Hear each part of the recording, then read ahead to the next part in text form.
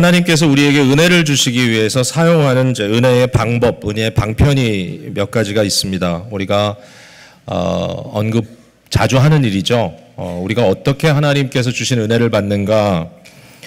첫 번째는 여러분이 잘 아시는 대로 말씀의 선포, 또 말씀을 우리가 대할 때 은혜를 받습니다. 그러니까 하나님의 말씀이 꼭 있어야 하고 그 말씀이 우리에게 전달되고 우리가 그것을 믿음으로 받아들일 때 우리는 하나님의 놀라우신 은혜를 체험하게 됩니다. 근데 이제 그것과 아울러서 성찬 또 세례라고 하는 두 가지의 이 성례가 있습니다.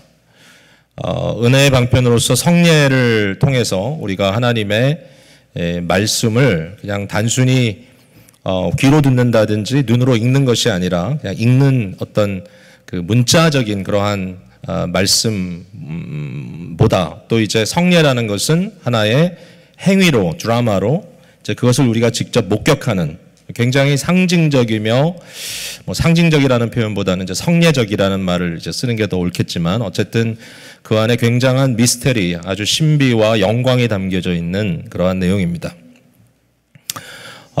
이 세례와 성찬을 하나님께서 구별하여 주셨는데 예수님께서 직접 명령하신 것이죠. 근데 우리가 이것을 그냥 아주 그 물질적인 것으로만 생각하면 좀 밋밋합니다. 예, 뭐 사람 이렇게 무릎 끓여놓고 뭐 물을 뿌린다든지 또는 이 마짜라는 이 뭐 우리가 떡이라고도 하고 뭐 이걸 우리가 보통 교회에서 우리 교회에서는 이제 마짜라고 하는 소위 무교병을 쓰는데 뭐 크래커 같기도 하고 이것을 먹고 또 밋밋한 그 맛을 입에 느끼고 또 포도즙을 마시고 하는 이 자체에 뭐 어떤 대단한 신비가 있겠는가.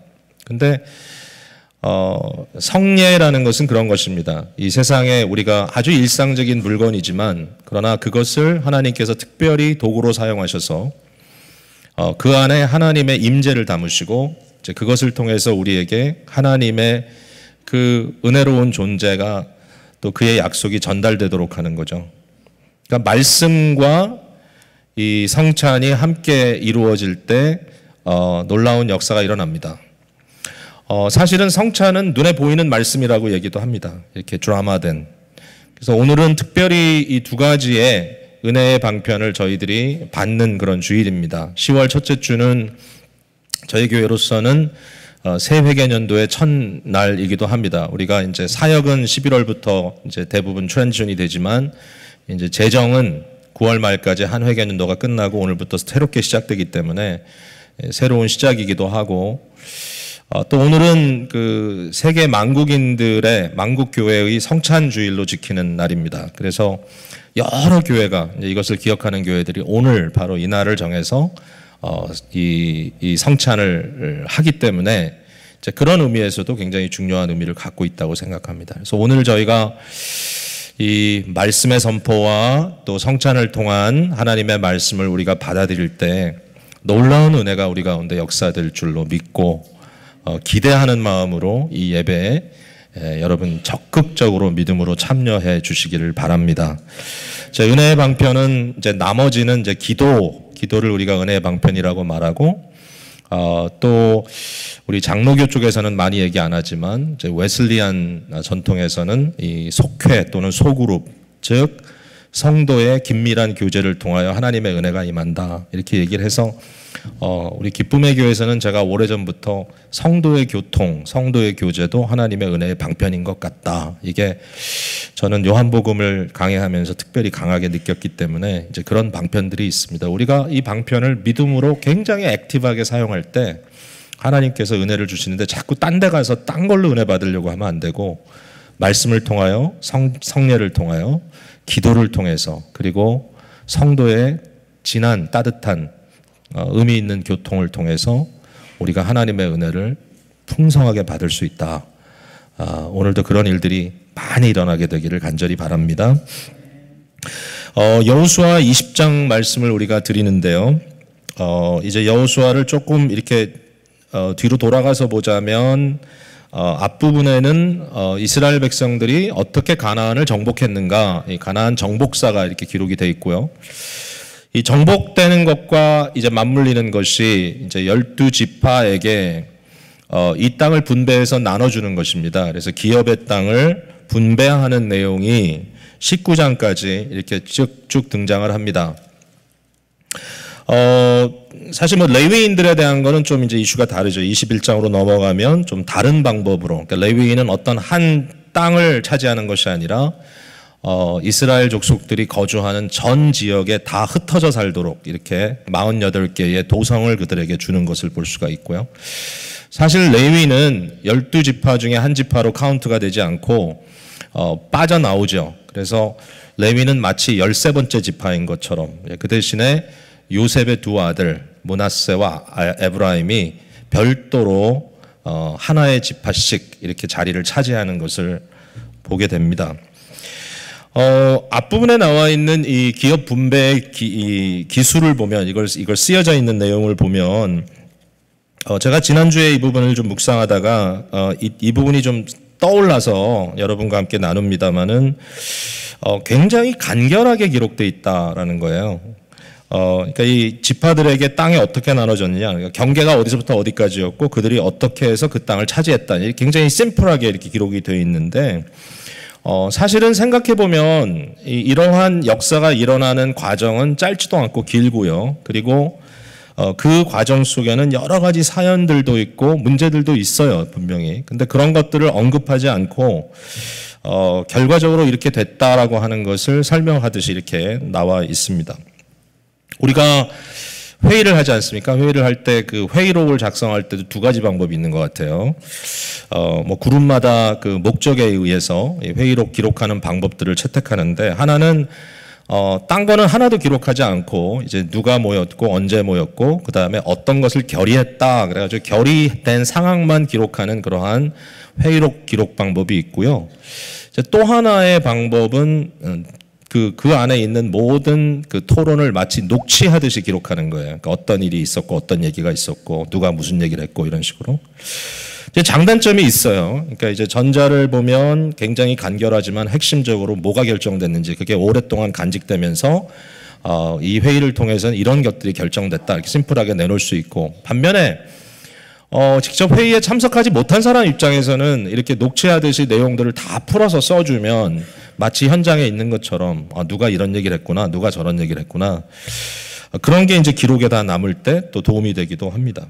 성경에 보면요, 양면이 다 있어요. 어떨 때는 똑같은 사건을 주제적으로 기록해주고 또 서술적으로 풀어주고 이런 경우가 있거든요. 그러니까 창세기 1장 예를 들면, 창세기 1장은 6개의 프레임으로 하나님의 창조의 역사를 이렇게 주제별로 표현을 한다면, 창세기 2장은 똑같은 창조에 대한 이야기인데 서술적으로 풀어줍니다. 그래서 순서가 좀 다르죠. 그러니까 내용을 조금 더 왜 이렇게 돼서 왜 저렇게 되고 또 왜 저렇게 돼서 왜 저렇게 됐다, 이런 식으로 이렇게 풀어주는 그런 내용이 나오죠. 그러니까 성경 읽을 때 굉장히 도움이 됩니다. 여호수아 이 20장 앞부분에 나와 있는 분배 사건을 보면 이제 굉장히 간결하게 기록이 됐다고 제가 말씀을 드렸죠. 특별히 이제 한 가지 힌트는 이제 19장 마지막 부분에 나오는 단지파의 기업 분배에 대해서 나올 때, 이 단지파가 레셈이라고 하는 곳을 가서 그것을 싸워서 거기에 자기의 조상의 이름을 따서 단이라고 하는 도시를 세우고 거기에 거주했다, 이제 이런 얘기가 단 한 절로 이렇게 기록이 되어 있는데, 사실은 이게 나중에 또 등장하는 내용이에요. 그러니까 이게 좀 뜻밖이죠. 사사기 뒷부분에 가서 사사기 14장에 다음 책에 이 단이 어떻게, 여기는 레셈이라고 되어 있지만 그 뒤에 레이시 또는 라이스라고 우리말로 번역되어 있는 그곳에서 어떻게 그 땅을 정복하고 어떻게 거기에 단이라고 하는 도성을 세웠는가라는 자세한, 굉장히 좀 디테일한 기록이 거기 나오는데, 그 뒤에 있는 내용을 보면 복잡합니다. 거기 보면은 이 단이라는 이 지파 사람들이 좀 굉장히 좀 이렇게 불량한 사람들로 나와요. 거기는 좋은 사람처럼 보이지가 않고, 그리고 미가의 집에서 뭐 우상을 훔쳐 나오는 거라든지, 거기 레위인 하나가 나오는데 완전 싹군이라서 돈 많이 주는 대로 쫓아가기도 하고, 뭐 이런 이야기가 나오고, 여기 그 레셈이라고 하는 곳을 정복한 사건도 마땅히 뭐 기업 땅이니까 가서 정복하는 이런 느낌이라기보다도 좀 그 사람들이 아무런 것도 뭐 서스펙트하고 있지 않고 있는 아주 평화로운 사람인데 아주 불량한 사람들이 가서 그 성을 취했다, 뭐 이런 식으로 이제 기록이 되기도 하고. 아니 왜 이런 얘기를 제가 하고 있죠? 성경을 읽으면서 이런 양면적인 기록이 다 같이 들어가 있는 게 좀 의아하기도 하고, 도대체 하나님께서는 이 세상을 지금 어떻게 보고 계시는가 이런 질문도 좀 생기기도 하는데, 여기에 이제 이런 거죠. 여러분, 인생이 뭐 깨끗하고 다 이렇게 깔끔한가요? 예? 왜 갑자기 다 모른 척하고 얼굴 시무룩하게 앉아 계시죠? 그 주일날에 보는 여러분의 모습은 너무 모범적이에요. 이쁘고 뭐 하여튼 얼굴 표정도, 또 설교할 때 보면 몇몇 불량한 사람들이 졸기도 하지만 대체적으로 굉장히 어텐티브하게 말씀에 집중하고 여러분들 보면 은혜 받고 그게 눈에 보이거든요. 굉장히 뭐 에브리지로 따졌을 때 한 B 플러스 이상 되는 분들이 여기 다 앉아 계신데, 근데 사실상 여러분의 삶을 조금 더 깊이 조명해 보면 뭐 온갖 이슈들이 다 있잖아요. 그죠? 있죠. 아이, 내놓으세요, 빨리. 예, 표정으로라도. 예. 근데 이런 거죠. 이제 구글맵, 여러분, 구글맵을 쓰면, 그 구글맵이 이게 클로즈업이 되잖아요. 그걸 이제 새틀라이트로, 이게 위성 그림으로 이렇게 바뀌면, 우리 교회를 이렇게 해가지고요. 이렇게 쭉 줌밍을 하면요. 파킹락에 세워져 있는 차도 보여요. 누구 차가 있는지, 어느 날에 찍었냐에 따라서. 그러니까, 디테일하게 들어와서 보면 뭐 온갖 잡것들이 다 드러납니다. 그러나 위로 쭉 올라가면 형태만 이렇게 대강 크게 나오죠. 예, 나중에 올라가다 보면 지구밖에 안 보이겠죠. 지구 동그란 거. 파란 색깔. 근데 사실상 성도들이 겪고 있는 삶의 내부적인 스토리는 되게 복잡하죠. 하나님께서 인간의 복잡다단하고 이런 죄와 연약함으로 버무러져 있는 우리의 인생에 대해서 무관하신가? 그건 아닌 것 같아요. 분명히 관심이 있으시기 때문에 이런 방법으로 저런 방법으로 기록을 하고 계신데, 근데 여호수아서를 읽으면서 저희들이 굉장히 좀 격려가 되는 부분은 이렇게 단지파에 대해서도 굉장히 심플하게 설명을 했잖아요. 왜 그런가? 사실 여러분 보시면요. 자, 21장 45절 말씀을 같이 한번 읽어볼게요. 21장 45절. 예, 뭐 한 장만 넘어가면 되는데. 시작. 여호와께서 이스라엘 족속에게 말씀하신 선한 말씀이 하나도 남음이 없이 다 응하였더라. 이제 이게 포인트인 거죠. 그러니까 우리의 인생에 온갖 꼬이는 일과 전혀 예측하지 않았던 변수들이 있다 할지라도, 또 우리의 죄의 문제가 너무 파워풀하게 보여서 도저히 극복할 수 없는 것 같은 그러한 불안감이 조성된다 할지라도, 우리가 가고자 하는 길이 꼬불꼬불해지고 도저히 이제는 헤어날 수 없는 것 같은 미로같이 보인다 할지라도 결국 하나님께서는 약속하신 것을 다 이루어 주실 것이다. 그러니까 하나님의 주권적인 역사가 여기 있고, 비록 단 지파처럼 좀 불량해 보이고 그들이 좀 뭔가 한 행동들이 석연치 않지만 그럼에도 불구하고 하나님의 약속하신 것은 다 이루어졌다. 그러니까 저와 여러분의 삶에 이것이 좀 큰 격려가 됐으면 좋겠어요. 그러니까 지난 1년 동안에 여러분의 삶의 어떤 상황이나 또 교회에서 섬기면서 또 있었던 일들도 있을 것 같고, 보면은 뭐 사역을 하다 보면 어떨 때는 얼굴 붉힌 일도 생기기도 하고, 저도 뭐 목회하면서 그 어떤 부분에 대해서는 좀 제가 지지난주에도 뭐 패배감 얘기를 좀 했는데 뭐 큰일 났습니까? 뭐 이렇게 질문하는 분도 계신데, 뭐 그런 것보다도 그냥 목회자로서 리플렉트 하다 보니까 내가 이 사람들을 왜 더 좀 잘 돌보지 못했을까? 이 사람들에게 이런 문제가 있을 때 왜 좀 더 미리 관찰하고 좀 미리 도와줄 수 없었을까? 이런 생각들이죠. 근데 그게 결과적으로 이제 큰 어떤 가정의 좀 아픔이라든지 나쁜 그런 결과처럼 보이는 일들이 벌어졌을 때 굉장히 아픈 거죠, 마음이. 근데 되게 이게 위로가 됐어요, 이게. 이 말씀이. 그러니까 결국은 우리가 굉장히 부족하고 또 연약함을 경험하지만, 그러나 하나님께서 약속하신 일들은 다 이루어지더라. 그래서 좀 결과를 크게 보면서 기다려야 되겠죠.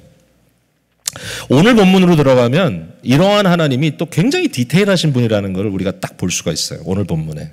그러니까 오늘 본문 사건은 뭐냐면, 자, 이제 이스라엘 백성들이 기업 땅으로 받은 이 가나안과 또 요단 동편의 땅들이 있는데 이 땅 전체에 지금 일어날 어떠한 일에 대해서 예비하는 겁니다. 그래서 6개의 도피성을 준비하라고 합니다. 6개인데요. 요단 동편의 3개, 요단 서편의 3개, 그리고 이 6개의 도피성은 레위인에게 주었던 48개의 레위인 성들에 소속돼 있습니다. 그러니까 레위인들이 가진 48개 중에 6개가 도피성인 것입니다. 그리고 이 도피성은 어디서 사건이 벌어지든지 간에 갈 수 있는 거리에 이렇게 있도록 스프레드 아웃 시켜놨습니다. 특수한 상황이 벌어지는 경우입니다. 예, 여기에 어떤 사람이 이제 살인을 저질렀습니다. 살인을 저질렀어요. 사람을 죽인 거죠. 근데 이 일에 대해서 어떻게 처리할 것인가? 여러분 그 성경에 보면 이런 명령 있죠. 10계명 중에 살인하지 말라. 살인하지 말라라고 하는 명령의 그 결과는 뭐냐면 누가 살인을 했다면 그것은 범죄이고 그 범죄는 거기에 대한 적절한 심판이 따라야 된다는 결론이 나겠죠. 그죠? 공의라는 것은 이런 겁니다. 예, 눈은 눈으로, 이는 이로. 그러니까 눈을 상에 입힐 때는 상대방의 눈을 내놔야 되고, 이빨을 상에 입히면 또 상대방의 이빨을 내놔야 되고, 그게 이 정당한 의미에서의 retribution. 공정한, 너무 공정한 거죠. 예, 너도 그렇게, 나도 그렇게, 이렇게 되는 거죠. 오른뺨을 맞으면 나도 오른뺨을 때리고. 이게 공의의 어떤 방법입니다. 그러면 생명을 거뒀을 때는 생명을 내놔야 되는 거죠. 생명은 생명으로. 그러니까 실제로 하나님의 형상대로 지음받은 인간을 죽였을 때는 그 죽인 사람이 죽어야 돼요. 그래야지 그 무고하게 죽임당한 사람의 피를 받은 땅이 그 공의에 대한 요구를 채워줄 수 있어요. 그러니까 이건 당연한 거예요. 예, 공의로운 거예요. 살인하지 말라. 그러므로 살인자는 다른 대책이 없다. 네가 죽어야 된다. 자, 이게 공의입니다. 공의. 그런데 이러한 상황 속에서 조금 더 복잡한 일이 벌어지는 거예요. 디테일한 일이 그 안에 벌어지는 거예요. 왜냐하면 이제 이 사람의 마음이 문제인 거예요. 이 가해자가. 자, 이 얘기를 제가 오늘 하려고 합니다. 오늘 그 메시지는 아주 간단하게 2파트인데 하나는 마음을 헤아리시는 하나님에 대한 이야기. 두 번째는 그 마음에 헤아리는 하나님께서 레위 공동체를 통해서 하나님의 또 따뜻한 마음을 베풀어 주시는 레위 공동체의 역할에 대해서 2가지를 얘기를 할 거예요. 자, 마음을 헤아리시는 하나님에 대한 얘기를 먼저 하겠습니다. 자, 이 살인이라고 하는 아주 불행한 사건이 벌어집니다. 그러니까 살인을 하게 되면 어떻게 됩니까? 거기에는 가해자가 있고, 그러니까 죽인 사람이 있고, 피해자, 죽은 사람이 있습니다. 피해자는 뭐 말이 없습니다. 근데 피해자는 할 말을 못하지만 공의를 이루기 위해서 꼭 누가 나타나냐 하면은 그 피해자를 대신해서 피값을 갚아주는 사람이 나타납니다. 오늘 본문에 보면 피해 보복자가 나옵니다. 이 피해 보복자라는 말이 반복해서 나오죠. 예. 3절, 5절, 그 다음에 9절 적어도 이 피해 보복자가 나타나서 피해 보복자가 하는 건 뭐죠? 오늘날 같으면 만약에 내 형제가 어떤 부당한 그 사건의 결과로 죽임을 당했는데 그러면 내 형제의 죽음이니까 내가 가서 원수 갚진 않죠. 그냥 그렇게 하면 질서가 깨지니까 요즘은 경찰이나 또는 어떤 법적인 기관을 통해서 문제를 해결하도록 하겠지만 그 당시는 이러한 피해 보복자의 역할을 인정해 준 겁니다. 공의를 위해서. 정당하다. 그러니까 이것이 물론 나중에 법정에 서야 되죠. 여기에 대해서 이게 정당한 일이었는지 아니었는지 그걸 헤아려야 되지만 실제로 이러한 공의를 집행하는 자들이 있었던 거죠. 이 어벤저들이. 어벤저, 요즘 뭐 어벤저는 영화 이름인데 이 어벤저들이 있었던 거죠. 그래서 이런 사람들을 통해서 지금 공의가 집행되는데 문제는 뭐냐면 가해자에 있어서 좀 더 복잡한 이슈가 여기에 이제 들어가 있는 겁니다. 자, 어떤 케이스죠? 가해자가 행동으로 살인을 한 것은 맞는데 이 사람의 마음이 그렇지 않았다는 거예요. 여기 계속 지금 반복되는 말이 뭐냐면은 부지 중에 실수로입니다. 부지 중에. 3절에 부지 중에 실수로 사람을 죽인 자. 부지 중에. 5절에도 부지 중에 그의 이웃을 죽였습니다. 9절에도 누구든지 부지 중에 살인한 자가 그리로 도망한다. 부지 중에. 그러니까 이 사람의 마음으로 어떠한 이 살인에 대한 행동을 할 수 있는 동기가 전혀 없었고, 이게 또 중요하죠. 5절에 보면 이런 말이 쓰지. 굉장히 중요한 말이에요. 이는 본래 미워함이 없이, 그러니까 마음에 그 사람을 미워했기 때문에,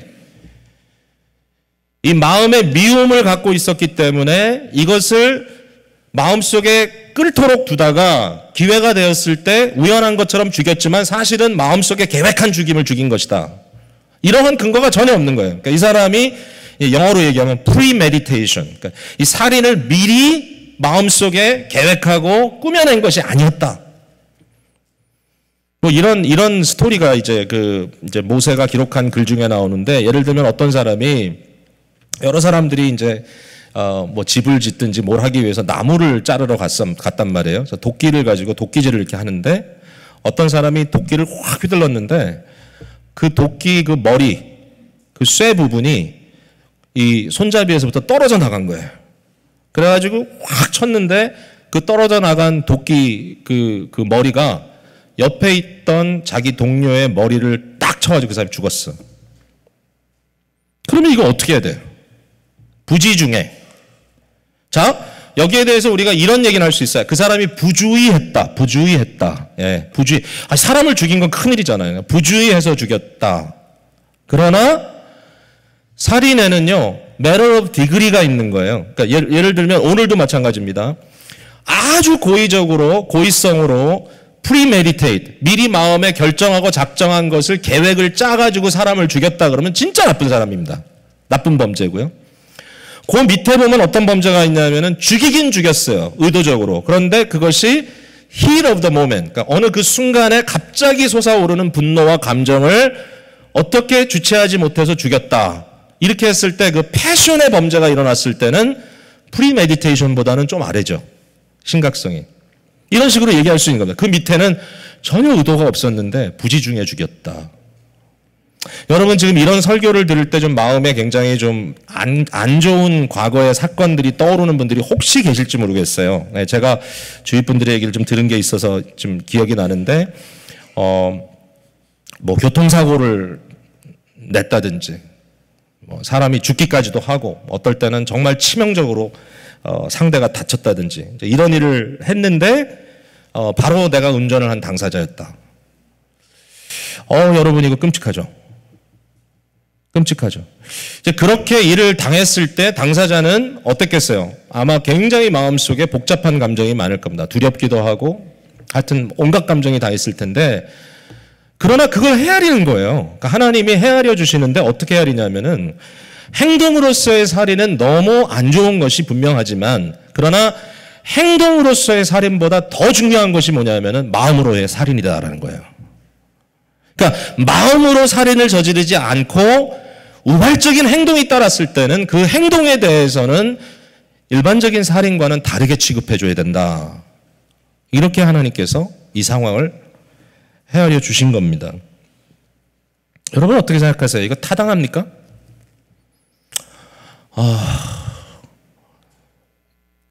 여러분 한번 다 모두 오늘 조리가 되셔가지고, 예, 오늘 이거는 이해가 될 것 같아요. 이 하나님께서 주신 규례, 도피성의 규례가 타당하라고 생각하시는 분들은 한번 손을 들어 펴주시기 바랍니다. 그 다음에 손 내리시고, 타당하지 않다라고 생각하시는 분은 손 들어 펴주시기 바랍니다. 없네요. 그럼 나머지는 뭐죠? 근데 이제 아마 여러분이 괜히 그냥 제가 이러니까 손 안 들어도 뭐, 그러니까 당연히 타당하다고 생각하잖아요. 그러니까 이 부분에 대해서 이 말씀을 들으면서 맞아. 사람이 행동으로 사람을 죽인 것은 안 좋은 일이지만, 그러나 이것은 마음으로 살인한 것보다는 나쁜 게 아니야. 다 타당하게 생각해. 그래서 이 사람은 살려야 돼.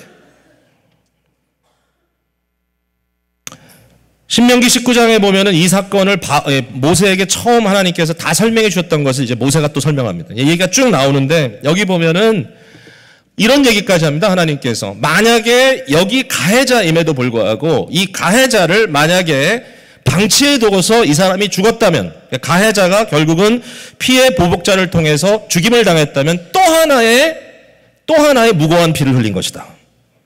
무고하지 않은 것 같은데 실수한 거잖아요. 그러나 죽임을 당해서는 안 된다, 이 사람. 그것이 하나님의 공이다라고 얘기를 할 정도로 분명히 사람을 죽였다고 하는 행위가 일어났음에도 불구하고 그 행위보다 마음의 인텐트를 더 중요하게 생각한다. 자, 이거 다 교회들 끄떡이시고 뭐 손도 들고 하셨는데요. 그렇다면 이제 그 다음에 이제 이슈입니다. 여러분, 제가요 성경의 다른 구절 한 구절을 이제 여러 번 대하면서 좀 무게 없이 대했던 부분이 하나 있는 것 같아요. 그게 뭐냐면 마태복음 5장 21절 22절인데 마태복음 5장 그럼 딱 아시잖아요. 5장에서 7장은 산상설교잖아요. 그러니까 예수님께서 산상설교를 하실 때 거기에 살인에 대한 이야기를 하셨잖아요. 간음에 대한 얘기도 했지만 살인에 대한 얘기를 하면서 뭐라 그러셨냐면은 너희가 들었거니와 살인하지 말라 하였다. 그러나 내가 너희에게 말한다. 너희가 마음으로 사람을 미워하고 그 사람 형제를 저주하면 그것이 곧 살인이다 그랬어요. 저는요 이 얘기를 들을 때요 그냥 흘려보내 솔직히. 아니 세상에 사람이 뭐 마음으로 온갖 생각 다 할 수 있는 것이지 대부분의 사람들이요 그 구절을 보면서 뭐라 그러냐 그러니까 율법은 적벌한 게 아니야. 적당한 게 아니야. 율법은 어차피 못 지켜. 그러니까 결국 우리는 오직 은혜로 구원받는 거야. 이렇게 해석하는 사람들이 참 많아요. 저도 그러고 싶어요. 너희가 마음으로 형제를 미워하고 저주하면 그것은 곧 살인이다라고 주님이 말씀하셨을 때 그건 뭐 그렇게 말씀하신 거지만 뭐 사실은 뭐 어떡하란 말이야. 어떤 분은 이렇게까지 이제 설명을 해요. 우리가 뭐 간음을 한다는 거에 대해서도 누구를 보고 마음에 음욕을 품으면 그것이 곧 간음이다. 세상에 뭐 눈에 보이는 걸 어떡하란 말이에요. 에? 지나가는 걸 어떡하란 말이에요. 어떤 분이 이렇게 설명을 하더라고요. 자, 내 머리 위로 새가 확 날아 지나가는 것은 어떻게 할 수가 없다. 그건 내가 책임질 수 없고 어떻게 할 수 없다. 그러나 그 새가 내 머리 위에다가 새집을 짓는 것은 내가 막을 수 있다. 굉장히 지혜로운 표현 같죠? 저도 이제 그 얘기를 들었을 때 그럴 수 있겠구나. 그러니까 누구를 좀 미워하는 생각, 저 사람이 밉상이야. 그러고 지나가는 건 어쩔 수 없지만 그것을 마음에 품고 막 그 마음에 계속 연습하고 리허설하고 미움을 리허설하는 거 어떻게 하죠? 어렵지 않아요? 끊임없이 그 사람을 거스프하는 거예요. 그 사람이 이런 일을 저지르고 저런 나쁜 사람. 그래서 계속해서 마음에 또 이 사람이 나한테 이렇게 했어. 그러니까 이런 거를 마음속에 계속 끓도록 만드는 것이 있다면 그건 리허설가 되겠죠. 그죠? 또 누구를 저주한다든지. 그러니까 그것이 아니라 뭐 지나가는 생각을 그럼 어떡하란 말인가? 지나가는 생각을. 그렇게 할 수 있지만 그러나 어느 정도 본질적인 문제를 우리가 이야기하면서 여기서 다루고자 하는 문제는 뭐냐면 예수님께서 결국은 마음의 문제다 라고 했을 때 언뜻 그 말씀을 들었을 때는 이거는 무게감이 없고 예수님이니까 이렇게까지 얘기할 수 있는 거다라고 얘기할 수 있겠지만 그 똑같은 말씀의 의미를 오늘 본문에다 대입해서 생각해 보면 우리가 모두 다 타당하게 예스 했듯이 행위로서의 사람을 죽인 것도 심각하지만 그러나 마음으로 미워하고 저주하고 사람을 죽이는 것이 훨씬 더 심각한 일이다 라고 동의할 수밖에 없잖아요. 근데 하나님이 마음을 헤아린다는 거예요. 이게 참 감사하기도 하고요. 어떤 사람이 감사합니까? 이처럼 가해자의 입장에서는 이처럼 감사한 게 없어요. 내 마음을 헤아려 주신다 하나님이. 또 한편으로는 뭐죠? 굉장히 부담스럽습니다. 내 마음의 문제구나. 그러나 하나님은 우리의 마음을 헤아리신다. 사람을 저주하고 왕따시키고 우리의 말로 사람들을 살인하고 마음으로 미워하고 이러한 것들이 성도에게 있어서 그냥 지나칠 일이라면 제가 지금 이런 문제가 자꾸 등장하네요. 그죠? 근데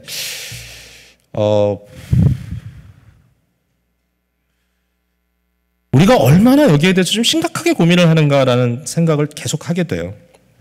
만약에 그걸 그냥 지나친다면 기독교의 굉장히 중요한 핵심 교리 하나를 그냥 우리가 덮어버리는 것이다. 이런 생각을 하게 됩니다. 자, 그러면 어떻게 할 것인가? 두 번째로 레위 공동체의 사명을 우리에게 주신다. 이런 상황 속에서 레위 공동체의 사명은 뭐냐면 부지 중에 사람을 죽인 사람이 살기 위하여 도피성으로 찾아가는 것입니다. 이 도피성의 그 거주자는, 이 도피성을 관리하는 사람들은 레위인들입니다. 21장에 넘어가면 우리가 이제 확실하게 알 수 있는데, 이 레위인들이 도피성을 관리하기 때문에 결국은 이제 그 부지 중에 사람을 죽인 사람은 레위인 공동체 안에 들어가서 보호를 받게 되는 것이겠죠. 레위인들을 가리켜서 우리는 제사장의 족속이다 이렇게 말할 수 있을 것입니다. 제사장 지파다, 레위 지파는. 제사장이라고 하는 것은 무슨 역할인가 하면요, 하나님과 백성 사이에 중보와 중재 역할을 하는 것이고요, 하나님께서 백성들에게 은혜 주시고 복 주실 때 그 복의 통로가 되는 겁니다. 레위인들에게 주셨던 제사장적 직분입니다. 제사장적. 근데 이 부분을 우리가 잘 생각해 보면 이것이 어떤 한 딱 고정되어 있는 부류의 사람들에게만 딱 국한된 것이 아니라 의미가 점점 확대되어 나간다, 이런 거예요. 마치 동그라미가 이렇게 물에다가 돌을 딱 던지면 돌이 가운데 똑 떨어지면서 원이 여러 개가 이렇게 생겨나듯이. 자, 한번 구조를 볼까요? 누가 제사장입니까? 제일 중간에 1년에 한 번씩 뽑히는 대제사장이 있습니다. 대제사장. 그리고 한 원을 밖으로 나가면 그 사람 주위에 있는 수많은 제사장들이 있습니다. 원을 하나 더 나가면 그 주위에 레위인들이 있습니다. 레위 지파에서 제사장이 나오고 제사장 중에서 대제사장이 나옵니다. 그죠? 근데 거기서 끝나는 게 아니고 이제 출애굽기 19장 6절에 가보면 하나님께서 이스라엘 백성들을 이 광야 시내산 앞에 모아놓고 하시는 말씀이 너희는 제사장의 나라다, 이렇게 얘기를 합니다. 그러니까 레위인만 제사장의 직분을 갖고 있는 것이 아니라 좀 더 확대되어서 12지파 전부 다, 결국은 이스라엘을 통하여 하나님께서 하나님의 긍휼과 은혜를 모든 민족들에게 보이고 싶으시다라는 의도를 얘기하신 거죠. 여기에 우리는 똑같은 적용을 할 수 있어요. 결국 제사 직분의 중심에는 누가 계시냐면 예수 그리스도가 계십니다. The Great High Priest. 위대한 대제사장. 근데 이 대제사장에게 속해 있는 교회가 있습니다. 교회를 통하여서 하나님께서 역사를 하시길 원하시는데, 교회를 보고 뭐라 그러시냐면은 오직 너희는 택하신 족속이요, 왕 같은 뭐라고요? 제사장들이요. 저와 여러분을 제사장이라고 말씀하십니다. 그러니까 교회는 이 흐름 속에서 이 제사장적 직분을 그대로 전수받은 사람들입니다. 교회는 목사만이 아니고요, 모든 성도가 마찬가지입니다. 물론 사역의 인텐시리는 조금 다를 수 있지만, 그러나 우리가 다 예수 그리스도께 접목된, 예수 그리스도께 접붙여 있는 사람이라는 의미에서 우리가 믿음으로 성령의 은혜로 거듭나서 믿음의 사람이 되었다고 한다면 우리는 다 이와 같이 제사장적 직분을 그리스도로부터 성령의 부으심을 통하여 받은 사람들이다. 이게 모여서 교회 공동체가 이루어진다. 이게 레위 공동체는 곧 교회다. 그러니까 여기에 도피성은 곧 교회다. 여기에 도피성의 핵심적인 의미는 그리스도 예수, 우리의 산성이요 도피성이요 우리의 높은 망대 되시는 주님이지만, 그러나 실제로 그 주님, 머리 되신 주님께서 세상에 자기를 표현하시는 도피성의 그 모습은 바로 교회다. 교회는 마치 뭐와 같으냐? 시편 17편 제가 오늘 요절로 여기 썼습니다. 나를 눈동자같이 지키시고 주의 날개 그늘 아래 감추사 나의 목숨을 노리는 원수들에게서 벗어나게 하소서. 이게 도피성 얘기 아닙니까? 주의 날개 그늘 아래 감추사. 이 사람 죽을 사람입니다. 이 사람 잘못했어요. 실수했어요. 물론 그 상황을 우리가 이제 이해하잖아요. 어떻게 된 건지. 근데 주님께서, 하나님께서 그 마음을 헤아려 주시는 거예요. 여러분 생각해 보세요. 이 사람의 마음이 얼마나 복잡했을까. 예. 아마도 그 마음에 죄책감이 있었을 것이고요. 또 수치심이 있었을 겁니다. shameful. 레위인 공동체에 들어왔을 때도 자기가 오랫동안 낯뜨거웠을 겁니다. 저 사람이 사람 죽이고 들어왔어. 거기에다가 공포감도 있습니다. 혹시라도 뭐가 좀 잘못돼서 내가 죽임을 당하지 않을까. 또 외롭습니다. 가족으로부터 다 격리되고 떨어져 있어야 합니다. 제가 이런 사람들을 좀 만났거든요. 삶의 형편에서 너무 지금 심각하게 막 쪼여드는 그런 분위기 안에 있어가지고 네가 지금 어떤 느낌을 느끼냐 하니까 나는 굉장히 guilty하고 나는 shameful하고 나는 afraid하고 I'm very lonely 이렇게 얘기하는 사람이 있어요. 그렇게 얘기하는 사람의 결론적인 그러면 너는 지금 어떤 상태냐 그렇게 얘기를 하니까 죽고 싶대요. 죽고 싶대요. 살고 싶은 의지가 없어졌대요. 아무것도 나를 지금 받쳐주는 것이 없는 것 같다는 거예요. 막 창피해 죽겠다는 거예요. 어디가 숨고 싶고 숨을 데도 없고 혼자 어디 있으니까 불안하고 외롭고. 근데 우리 하나님께서 레위 공동체를 통해서 뭐를 하느냐? 하나님의 은혜의 날개로 그들을 덮어주는 거예요. 이렇게. 그러니까 저와 여러분의 이 덮어줌의 역할, 이 역할을 생각할 때 내가 뭐 하나님이 아니니까 내가 날개가 돼서 덮을 수는 없어도 적어도 그 날개에 깃털 하나는 돼야 된다. 하나님께서 우리를 통하여 덮어주는 역사를 하시도록 하셨다. 그리스도께 연결되어 있는 사람들의 마음에 예수 그리스도의 존재적 그 가치나 그리스도의 제가 말을 좀 잘못했어요. 존재적 가치. 그리스도가 가지고 계신 어떤 그 가치, 즉 그의 그 성품과 그에게 중요하게 여겨지는 것들, 이런 것들이 흘러 들어오는 것이 당연하지 않겠어요? 맞죠? 예수님께서 나는 포도나무에 너희는 가지다라고 얘기했을 때 그리스도께 연합된 사람의 삶에 대한 이야기를 하면서 나에게부터 흘러나가면 너희가 열매를 맺는다. 많은 열매를 맺을 것이다. 요새 포도가 너무 맛있어요. 조심히 드세요. 당이 많으니까. 너무 맛있어요. 근데 그 포도를 어떻게 맺을 것인가? 가지에서부터 양분을 받아서 이 나무에서부터 뿌리에서부터 올라와서 그것이 가지로 가서 열매를 맺는다. 그러면서 주님께서 이어서 하신 말씀이 내가 너희를 명한다. This is my commandment. 내가 너희를 사랑한 것 같이 너희도 서로 사랑하라. 이 얘기를 하시거든요. 갈라디아서 6장 10절에 우리가 기회가 있는 대로 모든 이에게 착한 일을 하되 더욱 믿음의 가정들에게 할지니라. 착한 일은 항상 해야 돼. 어디서든지 해야 돼. 주의 일을 할 게 너무 많아요. 그런데 특별히 믿음의 가족들에게, 성도들에게 따뜻하게 하라는 거예요. 혼자만 잘하지 말고 서로들에게 덮어줌에 사랑의 보살핌과 마음의 관심들을 가지고 계속 기도하고